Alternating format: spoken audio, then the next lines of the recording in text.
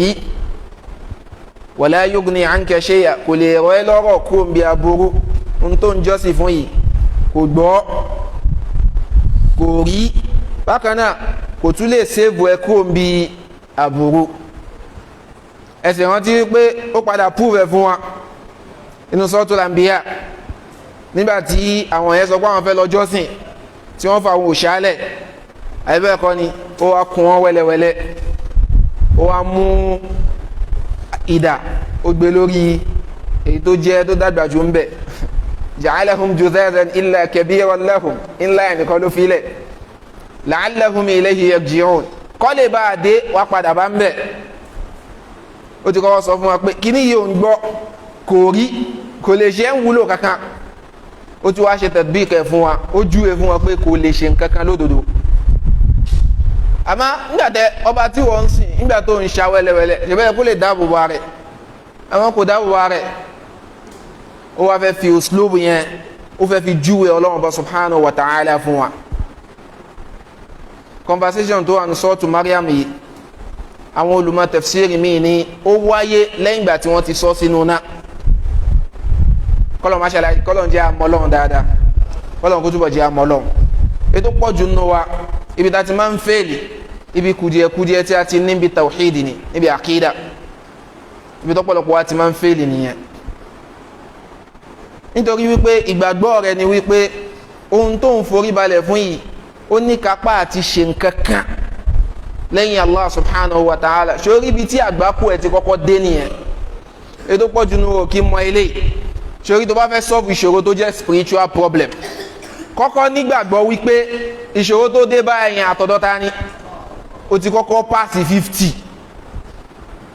o ti pass 50 ṣe 50 tó kù yẹn a ṣe wa máa wò ó pé ṣé spiritual ni àbí physical ṣé kí àlá lò láti fi yanjú ẹ ni àbí oògùn òyìnbó àbí ewé àtegbò lẹ́yìn ìgbà yẹn àwọn kọ́kọ́ láti ọkọ̀ wípé lágbájá kan àtọ̀dọ̀ ẹ̀ làṣàṣe ti ń bọ̀ ó tiẹ̀ ti kọ́kọ́ fẹ́ẹ̀lì náà wọ́n wà máa fi ẹ́ ṣeré wọ́n máa fi ẹ́ ṣeré torí ẹnu sọ́tún Nahl innama sultanuhu ala alladhina yatawallawnahu agbára èṣù agbára ẹ̀ ó wà lọ́dọ̀ àwọn tó ṣe wípé wọ́n jọ mú lọ́rẹ̀ ayò èèyàn kò lè sọ fẹ́mi sí pé tó bá dago 12 kí má jẹ mọ́ínmọ́ín àbí kí má la epo àbí kí má jẹ ẹyin àbí kí má jẹ ẹyọ kò lè sọ fún mi pé mi àti òní nǹkan papọ̀ àmẹ́ni lóhun àti ẹjọ́ ń kọ́ ọmọ lùwọ́ tí wọ́n jọ ń sùn tí wọ́n ń jí tó ń gba nǹkan lọ́wọ́ ẹ̀ èṣù ó fún ẹ má jẹ́ mo ò sì ní ṣe yóò sọ fún ẹ pé o gbọ́dọ̀ ṣe nǹkan báyìí wọn ò sì bí ẹrẹ kò ṣe àbí wọ́n ni tó bá fi lè fún ẹ ń ṣe pé aago 12 ààbọ̀ òun ni kò lókì ni bí ó ti lajúlẹ̀ lélẹ̀ bí ó ti lajúlẹ̀ lélẹ̀ tí wọ́n ń pe Ibrahim alayhi salatu wassalam ní imam ahli tawhid tó pé ó júwe tawhid fún wa ó ti sọ fún wọn wípé ó sọ fún bàbá ẹ kìíní tó ń jọ́sìn fún yìí kò lè gbọ́ kò lè rí kò lè rọ ẹ́ lọ́rọ̀ kó ń bi aburú kò lè ṣe ń ṣùtá bákan náà kò lè mú aburú wá báyìí ó wá padà prove ẹ̀ fún wa gbogbo ọ̀rọ̀ tó wáyé láàrin Ibrahim àti bàbá yìí lẹ́yìn ìgbà tó jáde nínú náà ni ẹ̀wọ̀n kọ́ padà jù sínú náà ó padà jáde kúrò ń bẹ̀ ẹ wá wo pé ànábì Ọlọ́run nìkan ló lè ṣe ànábì Ọlọ́run máa níyàn ìwọ kì í ṣe ànábì Ọlọ́run ẹni tí ò kì í ṣe ànábì Ọlọ́run ńkọ́ ṣe bá àwọn ọmọdé ń rí yẹn tẹ́ bá ti jú Ọlọ́run fún wọn láti kéde ajá lẹ́yìn ìgbà wọn lọ jù sí kànga lẹ́yìn ìgbà tí wọ́n kún tán wọn jẹ́ ó dé bá ń bẹ̀ wọ́n tún so mọ́ òkú mbete ajá lẹ́yìn ìgbà yẹn atóṣà àtòkú mbete wọn lọ sọ sí kànga ìgbà tí bàbá tó lóòṣà dé ó ní kí ni tí mo sọ fún yín pé kẹ́ máa ṣe pẹ̀lú manaf wọ́n ní qad tahhara Allahu buyutana mina rijs ọlọ́run ọba tí ọlá rẹ̀ ga jùlọ ó ti fọ ilé wa mọ́ kúrò níbi ẹ̀gbin ó ní la arakum illa annakum qad asatum amri fi manaf àṣẹ tí mo pa fún yín nípa pé kẹ́ mójútó ṣàyí ẹ ti yapa sí ẹ ṣe dáadáa wọ́n ní bẹ́ẹ̀ ni sórí òṣà yẹn àwa ti kún lẹ́yìn ìgbà tá a kún tán asomọ́ òkú mbètè ajá lẹ́yìn ìgbà yẹn àwa sọ sí kànga àbá wò pé ìyẹn òṣà tẹ́mi ń sìn náà òṣà tí mò ń fún ní ebi ọ̀bá máa ní òṣà bí ò bá lè gbè mí wàá ṣàfimílẹ̀ bó ṣe bá mi òṣà tí yẹn wà tó ń fún lépo tó ń fún níyọ̀ tó ń fún láta tí ò wá lè dáàbò bora ẹ̀ ìyẹn ni wọ́n fẹ́ kó dáàbò bo ẹ wọ́n kún wẹ́lẹ́wẹ́lẹ́ ìyẹn lọ́lọ́run wá fi fún ní hidaya Amr ibn al-Jamuh tari ó wá ní kí wọ́n bá wọn pe gbogbo àwọn ìdílé òun wọ́n wá pè jọ wọ́n pe gbogbo wọn ó ṣe wá ń sọ fún wọn wípé ushidukum mò ń fi yín jẹ́rìí o anni qad amantu bima unzila ala Muhammad sallallahu alayhi wa sallam mo fi yín jẹ́rìí wípé mo ti nígbàgbọ́ nínú tí wọ́n sọ kalẹ̀ fún Muhammad ìyẹn nabuwa Muhammad tí adéyàn ń forí balẹ̀ fún tẹ́ ń pa nǹkan fún tẹ́ ń ṣe ogbó ẹ̀ fún kò gbára ẹ lẹ̀ nígbà tí wọ́n fẹ́ ṣe ń ṣùtà wọ́n ló ń dáàbò bo àwọn Yorùbá sì lówe kan tí wọ́n máa ń pa o wọ́n máa ń ní àwa la gbé òòṣà kan dé kìíní kan kó tó do wọn àkúnlẹ̀ bọ̀ ọ̀rọ̀ yẹn bálàkà ẹ̀ wọ́n máa ń náwọn làwọn fúnra wọn làwọn gbé débẹ̀ kó tó wá di pé wá ń gba nǹkan báyìí gba nǹkan báyìí gba nǹkan báyìí lọ́wọ́ àwọn ni wọ́n gbé kò lè dára ẹ̀ gbé àwọn ni wọ́n gbé òṣà tó ṣe pé ẹ̀yin lẹ gbé kójò má pa ẹ̀yin lẹ gbé kóhun má pa ẹ̀yin lẹ daṣọ bò lórí òṣà ẹ̀ ni wọ́n ń sọ pé kó wá kún ẹ lọ́wọ́ kó wá ṣe kinní kan ń tí Ànábì Ibrahim ń júwe fún bàbá ẹ̀ ni alayhi salatu wassalam lẹ́yìn ìgbà tó wá sọ fún ó wá ń sọ fún pé inni akhafu mò ń bẹ̀rù an yamassaka adhabu minar rahman tó o bá ṣe ohun tí mò ń sọ yìí ó ṣeé ṣe kó jìyà wájú Ọlọ́run o ó ṣeé ṣe kó jìyà wájú Ọlọ́run o فتكون للشيطان عصيا إني أخاف أن يمسك عذاب من الرحمن فتكون للشيطان ما جوسف إيشو كان للرحمن عصيا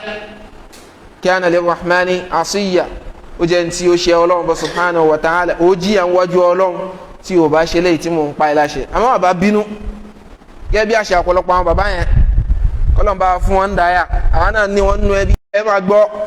wo Ọlọ́run ló máa dájọ́ láàrin Ọlọ́run kọ́ ló máa dájọ́ Ọlọ́run ló máa dájọ́ lódodo àmọ́ ṣe rí mọ́ kífẹ́ láyé ń bí àwa ti mà àfikẹ́ kírun wọn kú ọláyà àfikẹ́ ṣe sọ́lá ẹ máa kírun kì í kírun láyé sọ́lẹ̀ kì í kírun ẹ wá ṣe dáwà òun ọ̀tá Ọlọ́run ní o tàbárọ̀ àmínú ó yọ pa ó ju pa jù sẹ́lẹ̀ ń bẹ̀ ó bọ́ pa bọ́sẹ̀ kò sí nǹkan tó kàn mí mà n ta Al-Qur'an sọ ní ẹnu sọ́ọ̀tù Tawba tabarọ aminhu ó distance ara ẹ̀ kúrò lọ́dọ̀ bàbẹ́ gbà tó padà clear sí pé ẹni yìí kò lọ́rọ̀ gbọ́ inna Ibrahim la awwahun alim Ibrahim ẹni tí máa ń ṣe padà sọ́dọ̀ Allah subhanahu wa ta'ala ni ibi tí a fẹ́ lò níbi àwọn ìtàn yìí òun náà ni wípé Ibrahim lẹ́yìn ìgbà tó sọ gbogbo ẹ̀ tán ó ní wa'tazilukum wa ma tad'una min dunillah nígbà tá a ṣe dáwà fún yín tẹ́ ẹ̀ gbọ́ yìí ta dẹ́rùbà yín pọ́lọ́ máa jẹni tí ò bá ṣe tiẹ̀ níyà tẹ́ ẹ̀ gbọ́ yìí a'tazilukum èmi ń tèmi o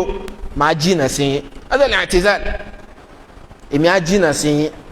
àníjọ wà lábẹ́ òrùlé kan náà àníjọ jẹun kan náà àníjọ mú kan náà àníjọ máa jìnà sí yín wa'tazilukum wa ma tad'una min dunillah gbogbo àti gbogbo ń tẹ́ ń jọ́sìn fún àti sunna al-wala wal-bara alwala walbara èyí tó pọ̀ jù nù wa ìfẹ́ ẹnu àti emotions la fi ń ṣẹ̀sìn ìfẹ́ ẹnu tíyàn bá wà tí bá ń gbẹ́rù gbọ́n rí tíyàn bá wà tí bá ń tẹ̀lé ìfẹ́ ẹnu tíyàn bá wà tí bá ń ta ẹnu àlà èèyàn kì í mú èèyàn bẹ́ẹ̀ lọ́rẹ̀ ayò kọ́ wá ní bestie ẹ̀ ń kọ́ kó ṣe wípé gbogbo ntẹ́ni ẹ máa ń ṣe pátápátá ohun tó lòdì sófin Ọlọ́run ni kò lè jẹ́ bestie tiẹ̀ kò lè jẹ́ bestie tiẹ̀ àwọn olùgbàgbọ́ òdodo wọ́n máa ń múra wọn lọ́rẹ̀ ayò àwọn kèfèrí wọ́n máa ń múra wọn lọ́rẹ̀ ayò àwọn onísúnnà wọ́n máa ń múra wọn lọ́rẹ̀ ayò àwọn pòkí wọ́n máa ń múra wọn lọ́rẹ̀ ayò bọ́sẹ̀ máa ń múra wọn lọ́rẹ̀ ayò nìyẹn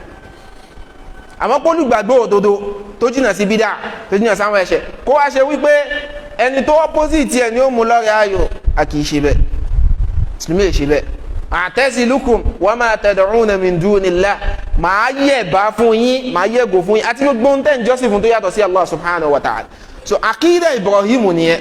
pé máa ṣe kí ni máa distance ara mi àti ń tẹ́ ń jọ́sìn fún ibo ni wọ́n ti wá rí wípé a lè bá wọn pàtẹ́wọ́ ní chọ́ọ̀chì ibo ni wọ́n ti rí wípé a lè ti máa jẹ oúnjẹ Ọlọ́run lọ́kan Ọlọ́run mẹ́ta tí wọ́n ń pè ibo ni wọ́n ti rí àwọn nǹkan yẹn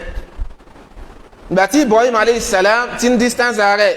tọ́lọ́run sì ti sọ fún ọ́nù suratul Mumtahana wípé qad kanat lakum uswatun hasanatun fi Ibrahim walladhina ma'ahu àwòkọ́ṣe tó dára Ibrahim ló wà àtàwọn tó nígbàgbọ́ nù ẹ̀ bó ni wọ́n ti wá ara wọn madhabu tí wọ́n ń tẹ̀lé bó ló ti gbọ́ madhabu ọlọ́run kan náà lájọ ń sìn ọ̀nà tá a fi ń pè lóṣù ọ̀tọ̀ọ̀tọ̀ ibo ni wọ́n ti gbọ́ ọ̀rọ̀ yẹn ibo ló ti lọ́nú ẹ̀sìn ibo ló ti lọ́nú ẹ̀sìn sunna anabi ibrahim lele alayhi salatu wa salam orí ẹ̀ náà sì lànàbí wa muhammad wa sallallahu alayhi wa sallam so aya yẹn àwọn àyà títí aka yẹn ó kọ́ wa nípa bí yẹn ti mọ́ lọ́run lọ́kan ṣoṣo níbi ìjọsìn ẹ̀yà máa yá nú ẹ̀sìn téèyàn bá wà a máa ń sọ lọ́pọ̀lọpọ̀ gbà torí ẹ̀ afa tí o bá mọ nǹkan tí ó ṣe tó ń ṣe òun náà ni yóò fi ọ̀rọ̀ tawhidi lẹ̀ yóò fọwọ́ tawhidi lẹ̀ yóò wà lọ máa rán nǹkan mi yóò lọ máa rán nǹkan mi yóò fọwọ́ tawhidi lẹ̀ yóò lọ máa rán nǹkan mi nítorí pé tawhidi tẹ̀rí yẹn ìmọ̀ Ọlọ́run lọ́kan ṣoṣo níbi ìjọsìn téèyàn bá fi lè gbé déwájú Ọlọ́run ẹ kí kú oríire kódà bí ó padà jìyà ẹ̀ṣẹ̀ tó ṣe kíni tó ṣe ẹ kí kú oríire o àmọ́ téèyàn bá wà tó bá fi lè já sí wípé kò gbé tawhidi déwájú Allah subhanahu wa ta'ala gbogbo iṣẹ́ olóore pátá ló wà lọ́wọ́ ẹ̀ gbogbo iṣẹ́ olóore òun ló wà lọ́wọ́ ẹ̀ àmọ́ tawhid kò gbé déwájú Ọlọ́run ìmọ̀ Ọlọ́run lọ́kan ṣoṣo níbi ìjọsìn ẹ má kí kú oríire kò mú nǹkan kan lọ síwájú Ọlọ́run rárá kó máa ṣe dáadáa sáládùúgbò kó máa ṣe dáadáa sáwọn òbí ẹ̀ méjèèjì kó máa ṣe dáadáa sáwọn ọ̀rẹ́ kí wọ́n má máa léyìn abú ládùúgbò kó jẹ́ yàn án rẹ pé èèyàn dáadáa sí ni o kò wá ní tawhid lára ẹ bá sunkún kò gbọdọ̀ gbé rẹ̀ déwájú Allah subhanahu wa ta'ala sọ àwọn àfá àtọ́lọ́n bá ní kí ọ̀rọ̀ yé dáadáa tawhid ni wọ́n kọ́kọ́ gbìn sáwọn èèyàn lẹ́mìí àkídà ni wọ́n kọ́kọ́ gbìn sáwọn èèyàn lẹ́mìí àìní àkídà yìí náà ló ń dá wàhálà lẹ̀ òun ló ń dá fitna lẹ̀ èyí tó pọ̀jù nínú wa ń sìn mélòó ló lose contract ló gbà pé ọlọ́run ló fà ọlọ́run ló mú wa mélòó nínú wa ló ṣe wípé nígbà tá a dánwò dé bóyá àwọn àtìyàwó ẹ̀ wọ́n nídìí ilé náà ló gbà pé ọlọ́run ló ní káwọn nídìí ilé mélòó ló ṣe wípé nǹkan tá a fẹ́ báyìí kò bọ́ sí a sì padà sómọ́ Allah subhanahu wa ta'ala pé bọ́lọ́run ṣe fẹ́ kó rí náà nìyẹn mélòó ibi à ń sáré kiri yìí náà kọ́lọ̀pọ̀lọpọ̀ ti kó fitna báwọn ará ilé ẹ̀ bí à ń gbàgbàkúgbà à ń tojú bọlé à ń sáré kiri ìbẹ̀lẹ̀ lómi ti kó àdánwò báwọn ará ilé ẹ̀ min haythu la yash'ur gbogbo nǹkan kọ́ lówó aláwọn tí wọ́n tẹ́rẹ̀ ní ọmọ dáadáa ọmọ 10 ọmọ 11 láì ní nǹkankan àwọn ọmọ sí ìyá rẹ̀ tí ó wá ní ẹgbin tawhidi sáwọn ọmọ lẹ́mi munzu sigar láti kékeré ẹgbin sí wọn lẹ́mi sunna nabi wa Muhammad sallallahu alayhi wa sallam ya gulam inni uallimuka kalimat Abdullahi ibn Abbas ó wà lẹ́yìn òjíṣẹ́ Ọlọ́run ni mo fẹ́ kọ́ ẹ láwọn gbólóhùn kan ihfazillah ṣọ́ àwọn ìwọ Ọlọ́run yahfazuk Ọlọ́run ní ó dáàbò bò ẹ́ ihfazillah ṣọ́ àwọn ìwọ Ọlọ́run tajiduhu tujahak gbogbo ìgbà tó bá ti ní bùkátà sí ó máa rí idha sa'alta fas'alillah tó bá fẹ́ tọrọ nǹkan béèrè lọ́wọ́ Ọlọ́run ṣé wọ́n gbé àkídà ẹ̀ sáwọn ọmọ ẹlẹ́mì wa idha sta'anta fasta'in billah ó fẹ́ wá kún lọ́wọ́ pẹ̀lú Ọlọ́run ó gbìn sí wọn lẹ́mì láti kékeré ọmọ 17 years ń lo ń dè nílùú dáwà yìí ń lò fún pa ń lò ká àmọ́ 20 kìíní kan years ń gbé káàkiri ṣé n tí ò ló ń dè tí ó lò ká kò ṣe mí èmi gúdúgúdú kìíní kan 30 something ó máa dé gbogbo ẹ̀ káàkiri gbogbo ara wa akídàdà àwọn tó bí wọn dà ẹni tí ó lò kankan sọ fún wa lórí mímbà lánàá ẹni tí ó lò nǹkankan ó ṣẹ̀mí dáadáa 70 80 ẹlòmíì wà bẹ́ẹ̀ kò ní nǹkankan lára a sì rẹ́ lómi pẹ̀lú gbogbo ẹ̀ tó dì sára náà nígbà tí kú dé ṣú náà ló mú lọ ṣe gbọ́dọ̀ gbìn sí wọn lẹ́mìí láti kékeré ẹ ti máa gbìn sí wọn lẹ́mìí pé tó bá fẹ́ béèrè nǹkan lọ béèrè lọ́wọ́ Ọlọ́run nígbà míì máa ń wà tó ṣe pé ó lè ní owó tó fẹ́ fún wọn yẹn Ọlọ́run ti ṣe sọ fún kó lọ ṣe náfìlà darí àwùjọ àwọn ọmọ ẹ̀sọ́ lọ́wọ́ ìyá ńlá wa Aisha wọ́n ní táwọn bá ní bùkátà sí iyọ̀ àwọn máa ń tọrọ lọ́wọ́ Ọlọ́run máa ń béèrè iyọ̀ lọ́wọ́ Allah subhanahu wa ta'ala iyọ̀ pé kò sí iyọ̀ ńlé àwọn ń béèrè iyọ̀ lọ́wọ́ Allah subhanahu wa ta'ala akídà anabi ló kọ́ Abdullahi ibn Abbas radiyallahu anhuma ọmọ kékeré ni gbogbo aná la sì máa ń gbàtà anabi jáde láyé ọmọ ọdún mélòó ni 13 àwọn afáàmì ni 14 àwọn afáàmì ni 15 láàrin mẹ́ta yẹn náà ló wà léyìí tó túmọ̀ sí pé gbàtà nàbí ń gbin àkídà yẹn sí lẹ́mìí ó kéré síbẹ̀ ma 11 tẹ́ bá ti gbìn sí wọn lẹ́mìí láti kékeré ìwọ náà ó sinmi àìdáǹdè wọ́n máa dàgbà àwọn ẹlòmíín iṣẹ́ mọ̀ wípé kì í ṣowó ní gbogbo nǹkan sórí kọ́mọ tiẹ̀ fún ẹ ní fọkànbalẹ̀ pọ́mọ ẹ wà ń bì kan o gbọ́wọ́ aburú ń pa ẹ̀ rárá bí ò mọ́ wá inú ẹ̀gbọ́n máa dùn inú ẹ̀ ó dùn àwọn kan mọ tí mò ń sọ ẹ̀ ń sìn bá ṣe ń sọ̀rọ̀ yìí wàláhì inú ò máa dùn ìfọkànbalẹ̀ ó wà pé at least kò dá ẹ láàmú kò mọ́ wá lódodo àmọ́ o gbọ́wọ́ aburú ń pa ẹ̀ wọ́n ní ọmọ ẹ ló ń ṣe báyìí ó rí lélẹ́yìn lọ́dọ̀ tiẹ̀ àmọ́ ọmọ tíyàn bá kọ́ ní tawhid ni bá kọ́ lákìídà tó lálàáfíà tí ẹ gbìn sí wọn lẹ́mìí tọ́lọ́n bá ní kó yanjú bàdìdáì tí wọ́n máa fi dàgbà ṣoré èyí tó kù kékeré ni èyí tó wà nù áyà yìí nù àwọn ẹ̀kọ́ àwọn àyà títí àkà ẹlẹ́lẹ́kejì òun náà ni ọwọ́ gbẹ̀yìn ibi tí Allah subhanahu wa ta'ala ti ń sọ wípé wa qalu ittakhadha ar-rahmanu walada àwọn ni wọ́n sọ wípé ọlọ́run bímọ àwọn kèfèrí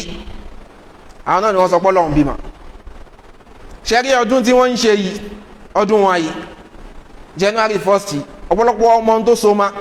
èyí táwọn ń kà táwọn mùsùlùmí ń kà òun ni hijira àbí at-tarikhul hijri oṣù ojú ọ̀run wọ́n sì gbé yẹn kalẹ̀ láyé Umar ibn al-Khattab radiyallahu anhu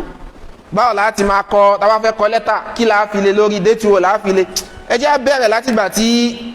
ó ń ṣe ọlọ́run ti ṣe hijira bó ṣe gbé kalẹ̀ nìyẹn ohun tó mú wọn gbé kalẹ̀ náà nìyẹn tí wọ́n ti wá gbé tarikhul hijri kalẹ̀ eléyìí tí àwọn ń lò yìí wọ́n gbà lérò wípé inú ọdún yẹn ni wọ́n bí Isa alayhi salatu wassalam tó yẹ dẹ́ bá rí inú àwọn ìwé kan wọ́n kọ kọf dot wọ́n á fi mímù sí ìtumọ̀ ẹni qabla al-milad síwájú kí wọ́n tó bí Isa al-Masih tẹ́ bá ti ń rí mímù lásán pé 1990 1880 70 wọ́n á fi mímù sí ìtumọ̀ ẹni ba'da al-milad eléyìí lẹ́yìn ìgbà tí wọ́n bí wọ́n bí Isa so tàríkù tí wọ́n ń kà yẹn tàríkù pé ńgbà tí wọ́n bí Isa ọdún tí wọ́n bí Isa ni wọ́n ń lò so ọdún tí wọ́n bí Isa alayhi salatu wassalam èyí tí àwọn ń lò yẹn ìbéèrè wá ni wípé ọlọ́run tẹ́yìn náà ń jọ́sìn fún tẹ́yìn pé ìyẹn túmọ̀ pé wọ́n bí ni ó nígbà tí wọ́n bí so ó ní í ṣe pẹ̀lú ọ̀rọ̀ àkídà pẹ̀lú ọ̀rọ̀ ìtìkọ́d wọ́n ń celebrate ọdún yẹn pé ọdún yẹn ni wọ́n bí inú ọdún yẹn ni wọ́n bí Isa alayhi salatu wassalam àwọn kan tiẹ̀ tún ní í ṣe pẹ̀lú ìyá tó bí ọlọ́run tí wọ́n ń jọ́sìn fún àwọn kan ní wọ́n bí ni akara Ibn al-Qayyim fún wa wọ́n lóyún ẹ̀ àwọn kan sọ pé lóyún ẹ̀ wọ́n ó wà nínú oyún nínú ẹ̀jẹ̀ fún bí oṣù mélòó kan wọ́n wá bí wọ́n bá àwọn kéékèèké ṣeré wọ́n wá fi sínú maktaba àwọn Yahud lẹ́yìn ìgbà yẹn wọ́n dábẹ́ fún lẹ́yìn ìgbà yẹn ó padà ṣe àwọn Yahudi ń lé káàkiri wọ́n padà mú wọ́n kàn má gbélébù ó wá ń sọ pé ẹ ṣàánú mi ẹ kẹ́ mi wọ́n wá sin lẹ́yìn ọjọ́ mẹ́ta ó tún wá jíde kó níbi tí wọ́n sin ó lọ sí subhanallah lẹ́yìn ọ̀sẹ̀ mẹ́ta àbí lẹ́yìn ọjọ́ mẹ́ta jàre ó padà wá di ohun tó ṣe kíni tó gùn sọmọ lọ Ibn al-Qayyim ni ẹni ẹ̀sìn tó ṣe wípé ìpìlẹ̀ lélẹ́yìí báwo làwọn ẹ̀ka ẹ̀ ṣe fẹ́ rí ìpìlẹ̀ ẹ̀sìn wọn rí àwọn tí wọ́n yọ jáde láti ibi ẹ̀sìn yẹn báwo ni ó ti rí so àkídà burúkú ni ọdún yẹn kò ní nǹkan kan ṣe pẹ̀lú mùsùlùmí ọjọ́ lásán bí àwọn ọjọ́ míì ni kasairil ayyam tí ẹ kí mùsùlùmí máa wò pé ọjọ́ juma ọjọ́ thursday ọjọ́ wednesday ọjọ́ lásán ni kò ní nǹkan kan ṣe tí ọba ti kí ẹ kú ọdún ọmọ ìyá kan ṣe nǹkan tó dùn mọ́ mi lánàá àjọ ń bọ̀ láti ibi kan ni àwa ẹni ọ̀gbẹ́ni ẹni happy new year ó ní àbí muslim mi celebrate ó ṣe sọ fún náà nìyẹn ó ní àmì muslim o àti èdè celebrate àmọ́ bẹ́ẹ̀ wà mọ́tò ẹ lọ tá kò jù bẹ́ẹ̀ lọ mùsùlùmí ni mi celebrate ẹ̀ so tó bá yẹ pé gbogbo lóhùn yẹn gbogbo mùsùlùmí ń kà káàkiri ẹ mọ̀ pé tó bá ti rú fìlà yìí lórí wa kò ní wulẹ̀ kí ẹ mọ́ kò ní kí ẹ mọ́ so tẹ́lẹ̀ èmi jáde ń sọ pé happy new year o mùsùlùmí ni mímì kí n celebrate ẹ̀ ó dẹ̀ lọ kò dìjà ìgbà tí wọn náà débẹ̀ happy new year o mùsùlùmí ni mímì celebrate ẹ̀ èyí tí ó ti gbọ́ Yorùbá àbí muslim o I don't celebrate new year gbogbo wọn wá ń sọ káàkiri bẹ́ẹ̀ ẹ mọ̀ pé a ti kún àwọn mùsùlùmí mi lọ́wọ́ tó bá ti rẹ́ lómi wọn ò ní wulẹ̀ kí so ní bùkátà tí ń gbà míì tó ṣe pé àwọn nǹkan tá máa rí wípé bí ó le láti ṣe yẹn a fi ń ṣèkún lọ́wọ́ fáwọn mùsùlùmí míì ni kò le so àkídà tó ṣe pé mùsùlùmí ò ń bá wọn ní ni àdìọ́kàn wípé wọ́n bí Ọlọ́run lákòókò kan ó bọ́ sínú oyún ó ṣe kinní kan ẹ jẹ́ ká jìnnà sí tí a bí Allah subhanahu wa ta'ala kó túbọ̀ fún alágbọ̀yé ọ̀rọ̀ àbí Allah subhanahu wa ta'ala kó fẹsẹ̀ wá rí lẹ́nu ẹ̀sìn àbí Allah subhanahu wa ta'ala èyí tá a bá lórí ayé kó yá ló pẹ̀lú dáadáa subhanakallah wa hamdik shada la ilaha illa ant astaghfiruka wa atubu ilayk assalamu alaikum wa rahmatullahi wa barakatuh.